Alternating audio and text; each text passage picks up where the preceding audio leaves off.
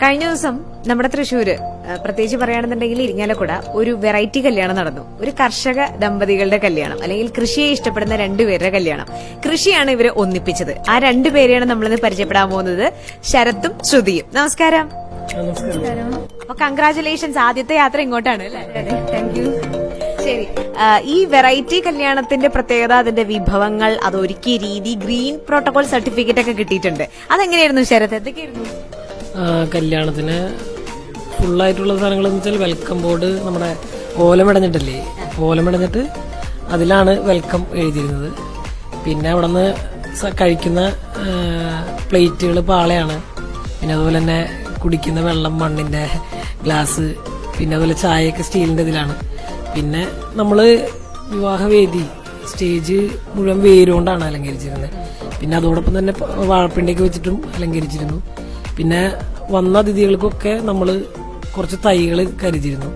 അപ്പൊ അവർക്കൊക്കെ നമ്മളൊരു തുണിസഞ്ചി കൊടുത്തു. ഇപ്പോൾ തുണിസഞ്ചി തന്നില്ലേ, ആ സഞ്ചി നമ്മൾ കൊടുത്തു. തൈകള് ഓരോരുത്തരുടെ വീടുകളിലേക്കും ഓരോ കൂട് തൈകൾ എന്നുള്ളൊരിത്, അതൊക്കെയായിരുന്നു നമ്മള്. പിന്നെ ഈ പറഞ്ഞ പോലെ വിഭവങ്ങൾ കുറച്ച് ഈ കാച്ചില്, മധുരച്ചേമ്പ്, അതുപോലെ മധുരക്കിഴങ്ങ്, പിന്നെ നനക്കിഴങ്ങ്, അങ്ങനെ കുറച്ച് അങ്ങനെയുള്ള വിഭവങ്ങളുണ്ടായി. ഉന്നക്കായ. അപ്പൊ അധികം ആളുകൾ കഴിക്കാത്ത, മറ്റുള്ള റിസപ്ഷന് പോകുന്നതിന് എന്തെങ്കിലും വ്യത്യാസം വേണമെന്നുള്ളൊരു ഇതിലാണ് നമ്മൾ ചെയ്തത്. കുറേയൊക്കെ ആഗ്രഹിച്ചിരുന്നു, നമുക്ക് പറ്റാവുന്ന ഈ ഒരു സമയത്തിനുള്ളിൽ പറ്റാവുന്ന കാര്യങ്ങൾ ചെയ്തു. അപ്പോൾ അതിന്റെ ബേസിൽ നമുക്ക് പഞ്ചായത്തിന്റെ പ്രസിഡന്റും വാർഡ് മെമ്പറും ഗ്രീൻ പ്രോട്ടോകോള് ഇത് തന്നു, പത്രം അവിടെ തന്നെ വെച്ച് തന്നിരുന്നു അവര്. പിന്നെ നമ്മൾ അതിനോടനുബന്ധിച്ച് കുറച്ച് മരത്തൈകൾ, ഒരു കുഞ്ഞൊരു വനം ഉണ്ടാക്കണം എന്നാണ് നമ്മുടെ ആഗ്രഹം. അതിപ്പോ തുടങ്ങിയിട്ടില്ല.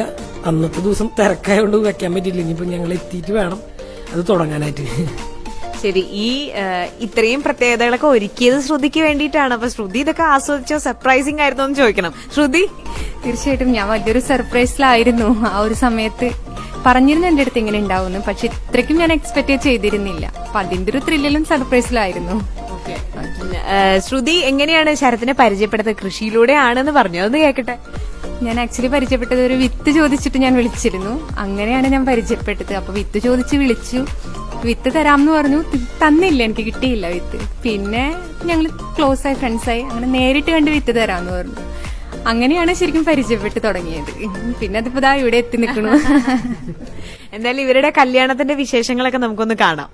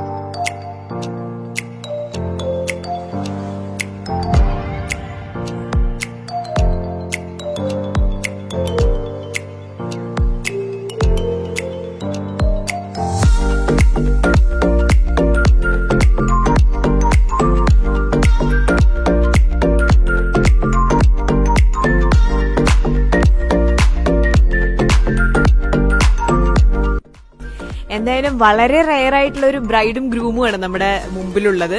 ഇതുപോലെ ഇവര് നടത്തിയ ഈ കല്യാണം ശരിക്കും അനുകരണീയമാണ്. നമ്മുടെ പ്രകൃതിയെ ഒരു തരി പോലും നോവിക്കാതെയാണ് ഇവരുടെ വിവാഹം നടത്തിയത്. അതുകൂടാണ്ട് നമ്മൾ ഒരുപാടൊന്നും ചെലവ് ചെയ്യേണ്ടാത്ത, അല്ലെങ്കിൽ നമുക്ക് റെയർ ആയിട്ട് കിട്ടുന്ന കുറെ കാര്യങ്ങൾ ഇവരുടെ കല്യാണത്തിന് ചെന്നപ്പോ, അല്ലെങ്കിൽ ഇവരുടെ റിസപ്ഷന് ചെന്നപ്പോ കാണാൻ കിട്ടി. ഇതെല്ലാവർക്കും ശ്രമിക്കാവുന്നതാണ് അല്ലെ? എന്തായാലും താങ്ക് യു സോ മച്ച്. നല്ലൊരു മാതൃക നമുക്ക് എല്ലാവർക്കും കാണിച്ചു തന്നെ.